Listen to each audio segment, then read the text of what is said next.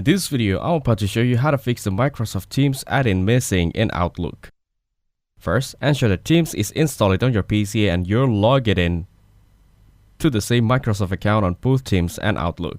Now, open Outlook and go to File, select Options and click Add-ins. At the bottom, select COM Add-ins from the Manage drop-down and click Go. In the pop-up, check if the Microsoft Teams meeting add-in is listed. If not, check Microsoft Teams settings. Next, close Outlook and open Teams. Then, go to Settings, click General and enable Register Teams as the chat app for Office. Restart both Teams and Outlook to apply changes. If the add-in still doesn't appear, check for Office updates in Outlook by going to File, select Office account, click Update Options and Update Now.